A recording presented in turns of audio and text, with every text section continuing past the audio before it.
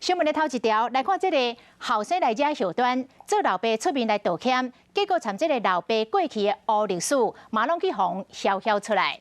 因为这个超级跑车去互下克到，就甲对方大学生拍甲重伤的这个姓张的嫌犯，伊的老爸所开的必贵食品厂洪亚公，曾经互台中市卫生局查出讲，年济的食品。 瓦萨比的土豆无照着规定正确来标示着食用的色素，另外，阁有2间广告无实在的记录。即摆阁有人来检举，讲这个工厂是徛伫个农地，技术是违建。彰化县政府已经派人去稽查。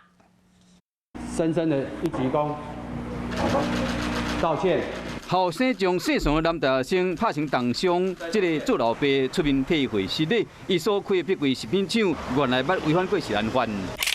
台中卫生局证实讲，碧桂食品厂捌伫2004年因为产品中的瓦萨比的土豆无依照规定写出食用色素，通报彰化县处罚。再来2015年5月份，碧桂又搁连续2天因为广告无实在违反食安法，和彰化县来开单。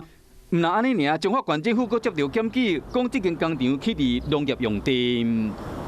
林兴工业区哈，那这家工厂在102年9月，那已经合法取得工厂登记证。那就土地的使用以及厂房来讲，目前看起来是合法，没有什么太大的问题。 县政府强调讲，受到检举了，有随去查证调查后，证实讲碧桂食品厂无论是执照还是工厂起的所在，拢无违反。